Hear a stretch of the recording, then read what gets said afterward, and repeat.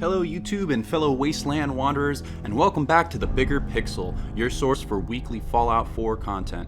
I am your host, the Gaming Mandroid, as always, and today we're going to be looking at a very interesting build, a little bit different from what we've done before. This is what I'm going to call the Black Widow build, and it is built around the Black Widow perk as well as a lot of other charisma and sneaky agility perks, and it is sort of inspired by the Avengers character played by Scarlett Johansson, Black Widow. Honestly, I am not the biggest comic book nerd, so please forgive me. This is my interpretation of the Black Widow. I don't actually know that much about the character, but this is pretty much how I imagine she is based on the movies I've seen. So let's get right into it and take a look at her starting special stats. We are going to be starting with a strength of 3 to give us access to our armor perk. We're going to start with a perception of 3 that will quickly be brought up to 4 as you do basically the very first quest and get your perception bobblehead. And with perception 4, we're going to take Locksmith. That's the only skill we're taking on the perception tree, but it is pretty important. I consider the Black Widow kind of an infiltrator. She definitely needs to be independent and able to open doors.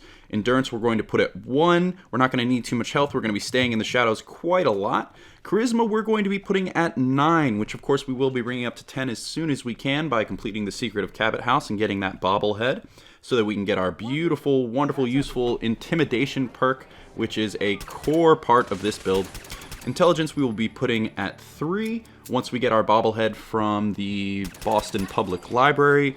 That will allow us to get our hacker skill, which again, just like lockpicking, I think is important. She is an infiltrator, definitely a spy. She ought to be able to steal some information from rival computers and whatnot, as well as open doors. So that's kind of a role-playing thing. Honestly, hacking terminals is not the most important thing in this game, but again, especially since we're going to be taking Lone Wanderer, we want her to be independent. Agility we will be placing at 9, and again bringing that up to 10 as soon as possible. Agility is very important to this build for all of our sneak stats, our gun fu later on to actually make us kind of combat viable and whatnot. So there's a lot of perks we're going to be taking on that tree.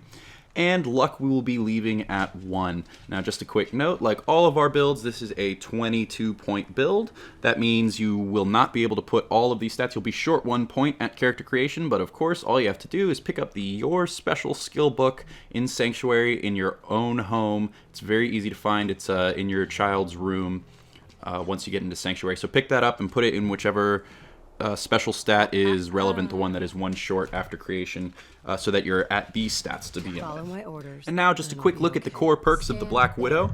In first place, definitely the most important thing to pick up as early as you can is Sneak. We do have it at level 1, and we, again, at level 6. You're basically going to take this as soon as it unlocks at any level, except for maybe 5, because once you get to 4, you're already pretty darn stealthy since movement is not even affecting your detection. So you can probably hold off on Sneak 5. But other than that, Sneak is really important, crucial to this build. We're going to be sneaking pretty much everywhere. It's our main approach and solution to combat. That in conjunction with Ninja, that is, which is going to really massively increase our damage output on our Sneak criticals.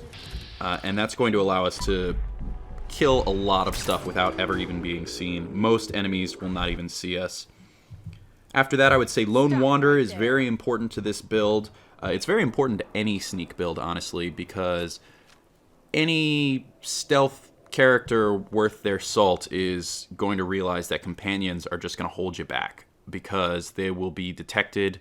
They might automatically attack enemies that you don't want them to attack, and they're just going to blow your cover all the time. And while they can occasionally be a useful distraction, they're really not the best. And since we're going to be using a lot of our intimidation perks, we're going to have some kind of support from the enemies around us anyways, so we don't really need a companion. Much better off getting some extra carry weight and damage resistance for this build, especially since this is not a beefy build. So Intimidation is our next important skill, our next core perk here. And I'm kind of placing Intimidation and Wasteland Wanderer kind of in one category here. These are our pacification perks, and they are incredibly useful. They're really nice. I've heard a couple people say, you know, it's not that great because you might as well just kill kill an enemy rather than pacifying them. But again, I think this is awesome because you can use enemies in your area to distract other enemies while you kind of sneak around, or get a really tough legendary, get his health down by having his own underlings attacking him. That way you can just kind of one-hit sneak critical him to finish him off. There's a lot of applications of these skills, and once you get them up to the highest level, you can have, well, I guess 2 followers. You could have a human companion and a Wasteland creature companion. There's several categories that are affected by that perk. So you can have those, plus if you wanted, you could go get your other companion, but like I said, that would interfere with your Lone Wanderer perk. I wouldn't recommend doing that, especially since you are going to have all the firepower you need. And then, of course, Black Widow is the perk that we kind of designed this build around. Now, it is Black Widow and not Lady Killer. This build is designed for a female character, and it's sort of, in this respect, this perk is not going to be nearly as useful if you are a male character, because the NPC enemies that you will find are mostly male. I'm kind of guessing off the top of my head, but I would easily say 60% at least of the raiders and gunners, just the human enemies in general, are going to be male, not female. So this perk is a lot more useful for the females. And it's not really about the damage boost. It's really about the ranks 2 and 3 of Black Widow, which are going to make your Intimidation perk considerably more effective against those male enemies. And that's what I think is the really fun part. And I think it plays in perfectly with our Black Widow character. We all know that Scarlett Johansson is very sexy and very seductive. So I kind of picture it that way, is that she can kind of seduce, get any man that she finds wrapped around her finger and have him do her bidding and help her out when she's in a jam. So let's talk about the early priorities for the Black Widow. I think the number one thing, really the most important thing, is to just go ahead and join the Railroad as soon as you can, because there's a lot of things that you can get from the Railroad that are incredibly beneficial for this build.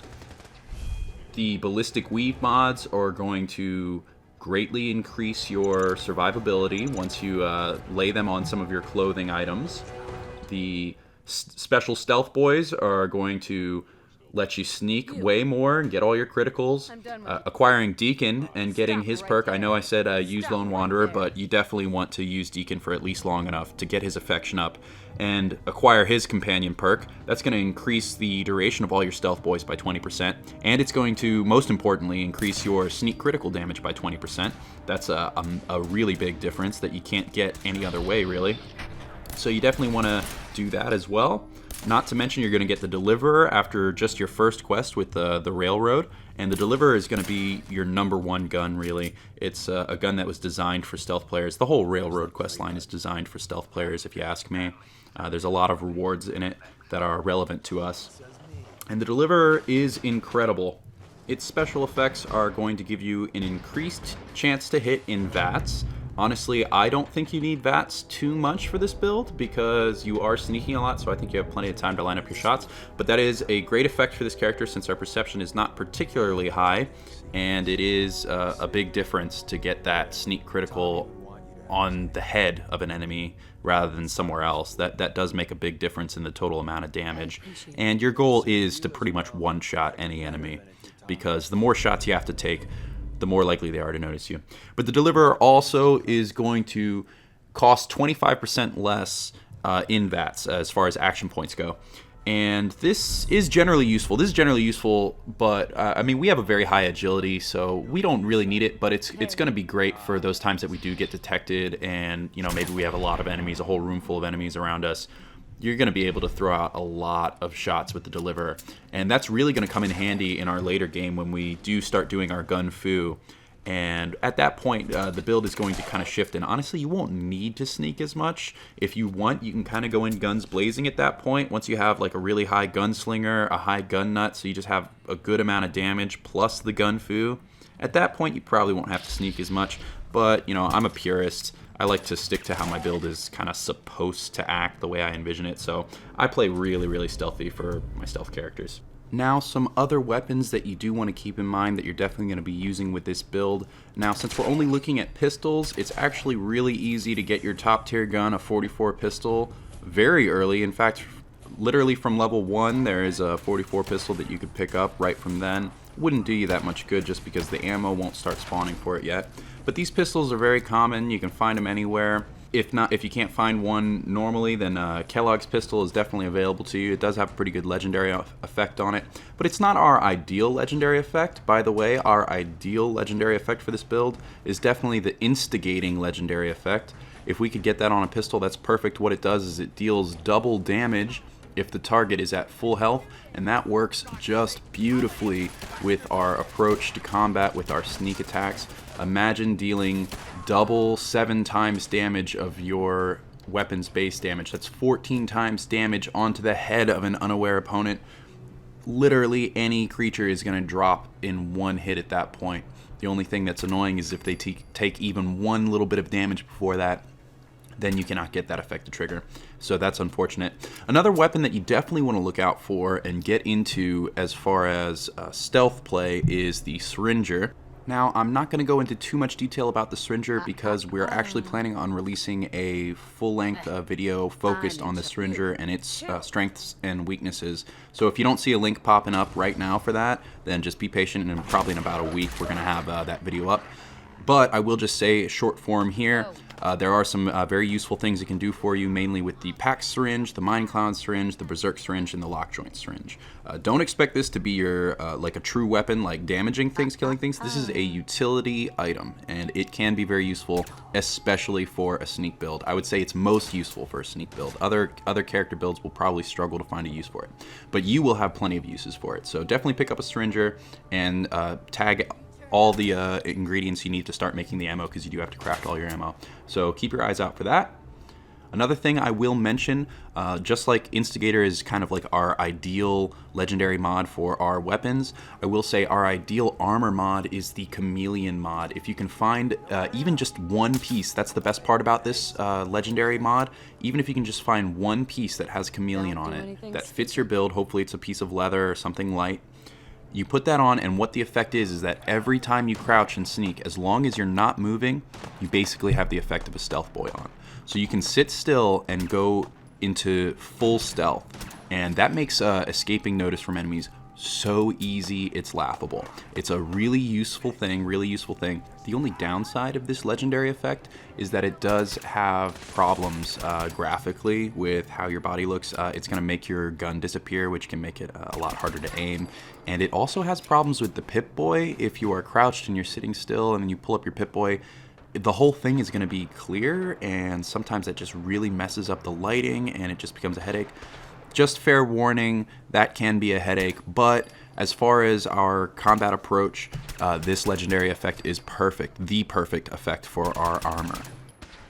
And as far as other equipment goes, armor and whatnot, I'm going to kind of leave it up to you. I do recommend that you wear lighter armor, probably just the leather armor that you can get as you go, because the lighter your equipment load is, the easier it is for you to sneak, the less likely you are to be detected. So if you wear the heavier stuff like the metal, then technically that increases, I guess, the noise that you're making as you move. That is pretty similar to how it was in Skyrim, for example.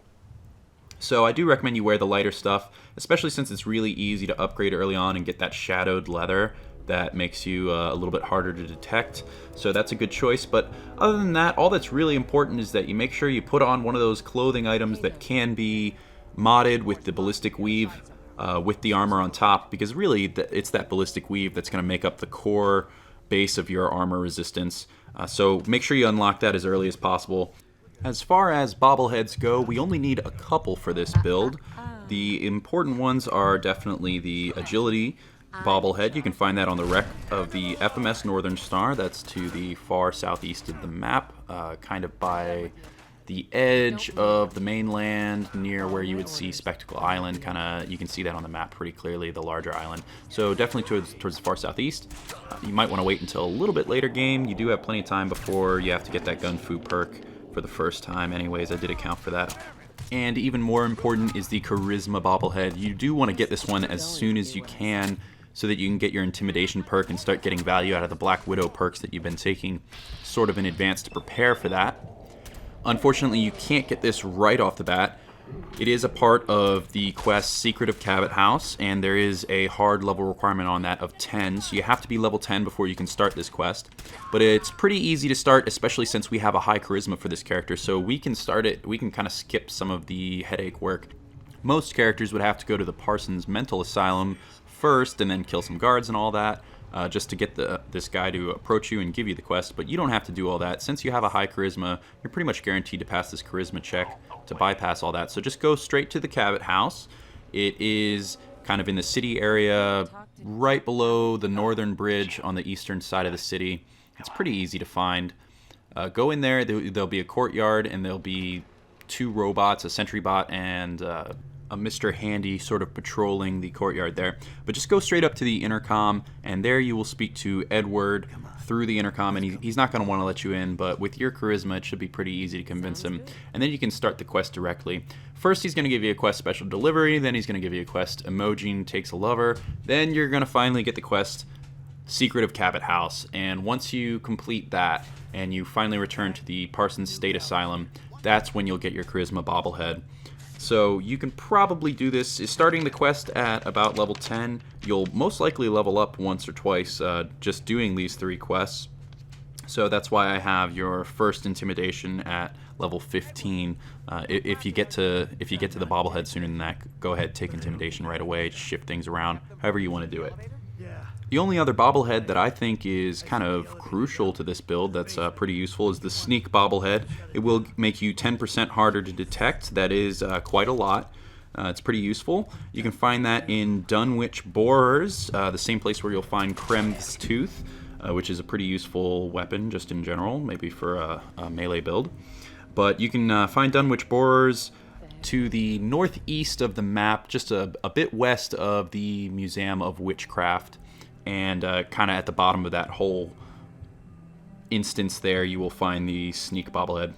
And once you've gone ahead and picked up all of your bobbleheads, the only other thing that you might want to get as far as collectibles go is a few editions at least of the U.S. Covert Operations manuals. These magazines make you better at sneaking, harder to detect by enemies. I do believe the amount is 5% harder to detect. And there are a couple locations, I'm not going to go over all 10, but I will quickly mention some of the easier ones to pick up.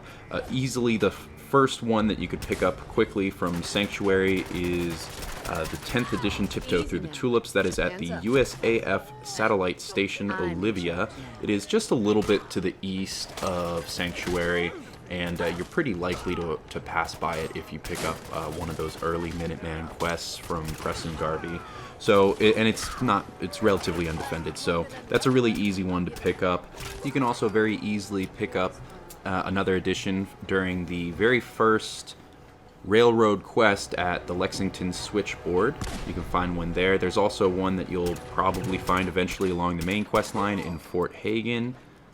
Libertalia is a pretty common place to go, especially with the railroad quest. I do believe they'll eventually send you to Libertalia.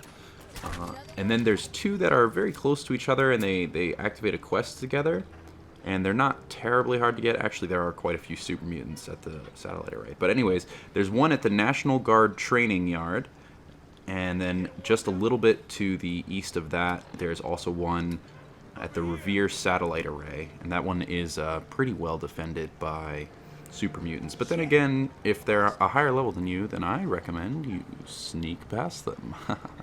So at this point, you pretty much have everything you need. You should be very difficult to detect and really sneaky at this point with your shadowed leather, all your special Stealthboys, a couple of these magazines, the Sneak bobblehead. You should really be having no trouble at this point, basically bypassing all combat. Now, there are a couple of tips to continue to do that. Of course, use your Stealthboys all the time. Do be aware that in general, motion and lighting will affect your chances of being detected. Another thing you might want to keep your eye out for is the Calmex drug, by the way. It is a very rare drug, but it's perfect for this build. It's the #1 drug for this build. And that's because it gives you an additional ×2 damage multiplier on your sneak attacks. Now, that's not ×2 to your total sneak attack criticals, of course. I mean, at this point, you're probably dealing about 5 times damage on a sneak critical. This is just going to add 2 more times your weapons base damage, so you'll be at times 7 at that point. You're not going to go all the way up to times 10. That would be crazy. But it gives you that times 2 sneak damage multiplier, and it also gives you +3 agility and +3 perception. This drug is fantastic, and it's perfect for this build. The only thing that kind of stinks about it is that it's very rare. It has literally no fixed locations. I have looked around a little bit. People seem to generally be pointing to Solomon in Diamond City, that he occasionally sells stacks of it. And I've also heard people say that it can be sold probably at a higher rate in the railroad shops. So you might want to look there. I also know that it can be dropped in loot in general, but it seems to be that feral ghouls are a little bit more likely to drop them than other creatures. So definitely keep your eyes open for those. They are definitely worth your time. So that just about does it for the Black Widow build. We've pretty much taken you over everything you need to acquire in order to sneak and get your sneak crits really reliably and start making your way through the game. So let's take a quick look at pros and cons. I'd say pros for this build are numerous. We're very independent. We have all our lockpicking and hacking and Lone Wanderer, so we don't need to worry about companions. Because we use pistols as our main weapon type, we have the earliest access over any other weapon users to our top tier weapons. Like I said earlier, you can get 44 pistols, which are the highest damaging pistols, literally from level 1. So because of that, we're going to have a pretty easy early game.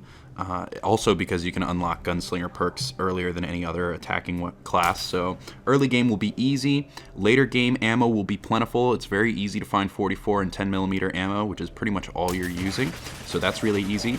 And lastly, of course, we have very high charisma with this build, so this is just a money-making machine build.